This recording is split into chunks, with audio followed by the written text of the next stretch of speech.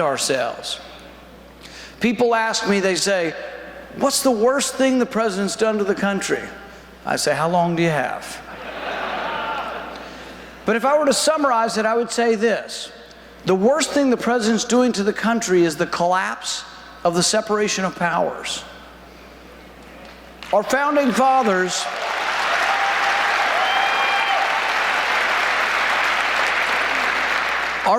fathers were incredibly bright and brilliant and had great foresight, and they said that we would have co-equal branches of government. In fact, Madison put it this way. Madison said, we will pit ambition against ambition. The ambition of Congress to gain power would be pitted against the president to gain power. And they would balance each other. There would be an equilibrium. But that's been failing.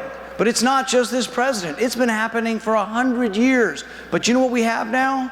We have a president that is 1,000-fold more powerful than Congress. They're supposed to be equal.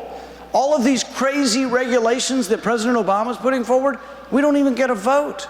I was elected by an entire state, but we have made Congress so insignificant that we are of less value, importance, and power than the most minor of bureaucrats. That's a disgrace. It ought to end, and you should demand that Congress stand up to the president.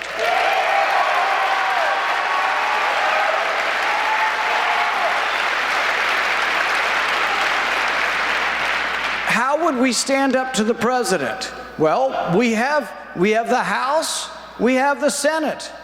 We have the power of the purse, and we're not exerting it one iota. You know what I say? I would let all of the spending expire and start over. Let it expire.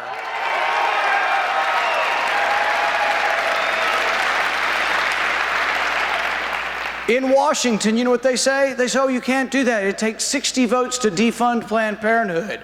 Hogwash. Planned Parenthood expires at the end of the fiscal year like all spending. It would no longer exist if we would let it expire.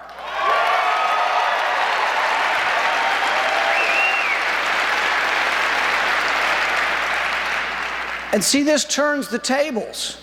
When spending expires, the other side has to get 60 votes in the Senate to restart it. But you have to have courage, and you have to have courageous politicians, courageous statesmen who will stand up and let it expire.